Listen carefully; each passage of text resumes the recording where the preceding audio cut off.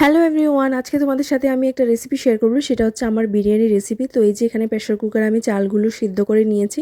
এই যে এখানে ফুড কালার নিয়ে নিলাম, ডিম নিয়ে নিলাম, আলু নিয়ে নিলাম, আলুগুলো ভেজে নিয়েছি, ডিমও সেদ্ধ করে নিয়েছি, আবার বেরেস্তাও ভেজে নিয়েছি। এখন শুধু আমি লেয়ারিং করব।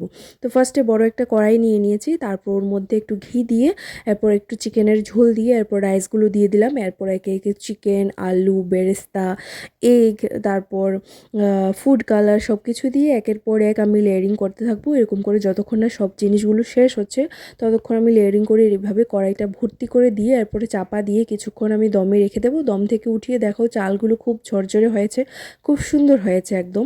তো এই অনেকবারই আমি বিরিয়ানি বানিয়েছি, কিন্তু এবারেরটা বোধহয় আমার কাছে মনে হলো যে একটু বেশি মানে টেস্টি হয়েছিল। তো এই হচ্ছে বিরিয়ানির ফাইনাল লুক। আর সত্যি বলতে চালগুলোও খুব ভালো ছিল আর চিকেনটাও ভালো ছিল। তো এই হচ্ছে আমার বিরিয়ানির ফাইনাল লুক। কেমন লাগলো তোমাদের অবশ্যই কমেন্টে